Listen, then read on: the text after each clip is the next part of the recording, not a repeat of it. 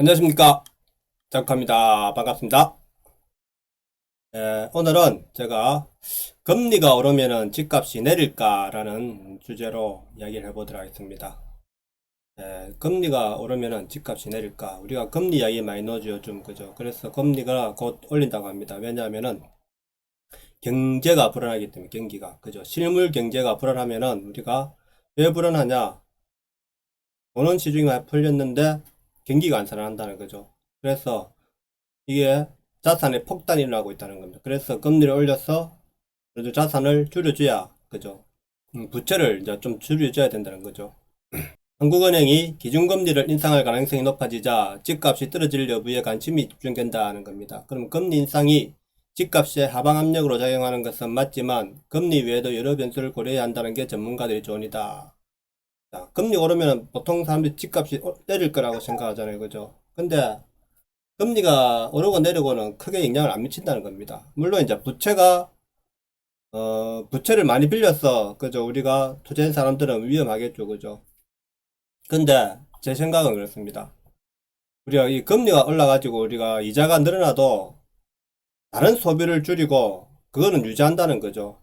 예. 자기가 자산을 부동산에 투자했거나 어디 뭐 주식에 투자했거나 이런 사람들이 이자는 내면서 이자가 늘어나기 때문에 그 이자를 내야 되겠죠. 그러면은 다른 데 소비할 걸 줄인다 이거죠. 내가 라면을 먹더라도 그죠. 밥을 그 자산은 유지한다는 쪽이죠. 저는. 그래서 금리가 올린다고 해도 당장 집값이 떨어질 것 같지는 않습니다. 저는. 이론적으로 보면 금리 인상 시 가계의 대출 부담이 커지고 부동산 투자로 얻을 수 있는 수익이 작아지는 만큼 집값이 떨어진다. 근데 이제 투자는 줄겠죠. 그죠? 제 투자는 이게 이제 기존에 이제 투자한 사람들은 자산을 매입한 사람들은 버티는 거죠. 끝까지 버티는 거. 자기가 어떤 소득이 크게 줄지 않는 이상은 소득이 막 줄어가지고 내가 더 이상 이자를 낼 가능성이 내가 다른 소비를 줄여도 이 이자를 감당할 수 없다.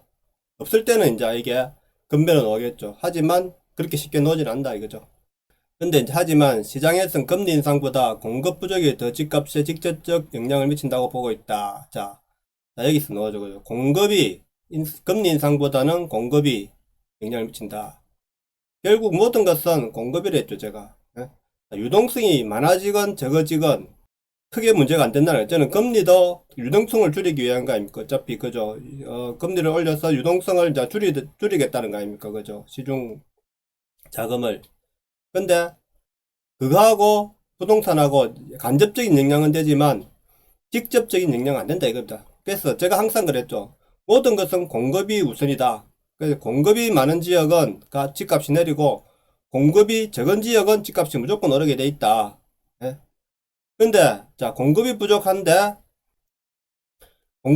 그냥 나눴으면 됩니다. 시장 경제에 나눴으면은 공급이 부족하더라도 그러면은 자 우리가 수요와 공급이 약간은 불일치하더라도 공급이 부족하더라도 수요자들이 이게 지금 당장 안 사도 된다는 그런 꼭 사야 될 이유가 없지 않습니까? 그죠? 근데 이번에 우리가 수요자를 늘린 거죠.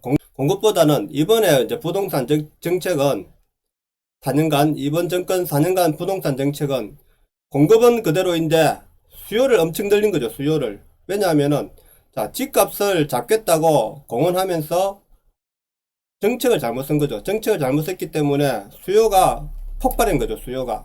수요가 지금 2배 정도 늘어났다고 봐야 됩니다. 우리가 집을 안 사도 되는데, 지금 20, 30대가 사실 집을 크게 필요로 꼭 사야 된다는 생각이 없었단 말입니다. 규제를 해버리니까, 규제라는 것은 가격이 올리게 돼 있단 말입니다. 이게 가격을 우리가 부동산 규제를 하면은 가격이 내려갈 것 같지만은 모든 시장 경제를 규제를 해버리면은 물품 가격이 올라가게 돼 있단 말입니다. 그래서 규제 정책을 하면은 가격이 내릴 줄 알고 정책을 했는데 실제로 가격이 올라간 거죠. 왜 올랐냐? 당연히 이때 역사를 보면은 규제 정책 해가지고 물건 가격이 내린 적이 없습니다. 공급이 부족하기 때문에 규제를 하면 할수록 공급이 부족하기 때문에 자기들은 가격을 내려주겠다고 말을 하지만은 정부에서는 가격이 안 내린다는 사실이죠. 물건이 부족해지면은 당연히 가격이 오를 거 아닙니까? 그러면은 가격이 오른다는 신호가 오면은 어떻게 하겠습니까? 사재기가 들어가는 거죠. 모든 물건이 그렇지 않습니까? 우리가 가격이 오른다는 계속 오를 거라는 신호가 떨어지면은 사재기가 들어가죠. 그래서 너도 나도 없이 돈을 끌어모아서 사재기가 들어간 거죠. 그러다 보니까 부동산도 그렇지 않습니까? 내가 능력이 안 되고 안 되는데 이때까지 그렇게 관심이 없었는데도 집을 사야겠다는 심리가 압박이 들어온 거죠. 그래서 지금 수요가 늘어난 거죠. 지금 이 현 정권 내에서는 수요가 폭발적으로 늘어난 거예요. 수요가. 공급을 조금 늘려도 지금은 수요를 못 따라간다 이거죠. 그 수요를. 이게 언제 끝나겠느냐? 수요가 더 이상 없어질 때까지 기다려야 되는 거죠. 수요가. 예? 수요가 없어지려면 어떻게 됩니까? 공급이 늘려야 되겠죠. 공급이 늘어난다는 신호, 그리고 공급 내가 지금 안 사고 한 3, 4년 뒤에 사면은 가격이 떨어진다는 신호, 그걸 줘야 되죠. 이 뭐 뒤에는 뭐 내가 더 읽어볼 필요는 없을 것 같고, 지금이라도 연끌 매수할까요? 라고 물었답니다.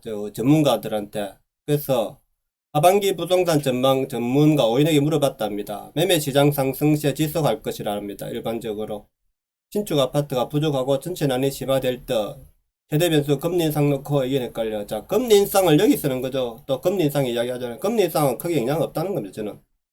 정부에 잇따른 집값 고점 경고에도 불구하고 부동산 상승세가 멈추지 않고 있다.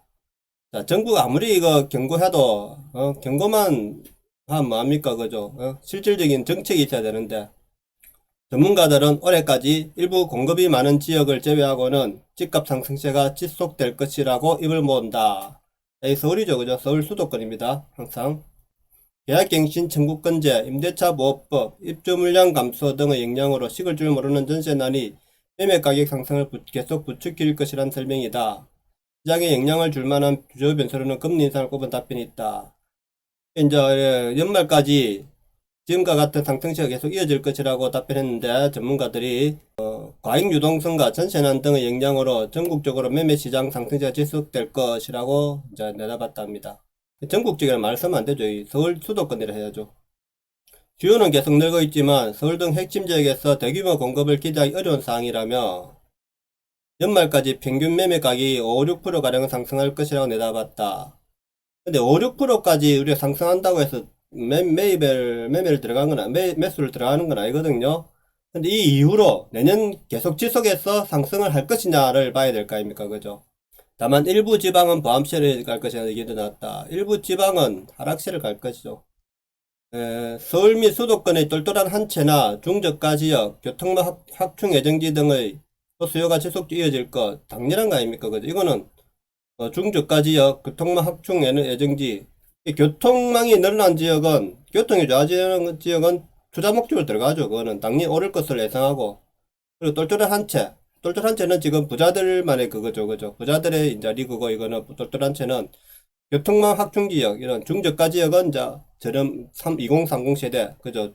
중서민들이 이제 찾는 곳이죠. 최근 공급이 많은 부산이나 대구는 하락까지는 아니지만 부합세가 나타날 것으로 예상된다. 공급이 많은 지역은 하락으로 간다고 봐야 되죠. 그죠? 이 부합세가 이야기하는데, 물론 이제 쉽게 끊기지 않을 겁니다. 그죠? 그게, 왜냐면 이때까지 오른 게 아까웠어. 예, 지금까지 버틸 수 있다는 겁니다. 아직까지. 예, 집을 산 사람들이 금리가 올라도 내가 집은 보유하고 있고, 근데 이제 추가 수요가 일어나냐죠. 그죠? 모든 것은 수요와 공급에서 공급이 제자리거나 공급이 제자리면 수요가 늘어나면 또 공급이 부족한 현상이 나타나잖아요. 지금까지는 수요가 많이 늘어났어. 공급이 많아도 수요가 더 늘어났기 때문에 이 상승세가 일어났고, 근데 지방은 안 그렇죠. 그죠? 지방은 수요가 많은 건 아닙니다. 그런데 일부 핵심 지역 위주로 상승세가 따라 오르니까, 근데 정부 정책이 잘못된 거죠.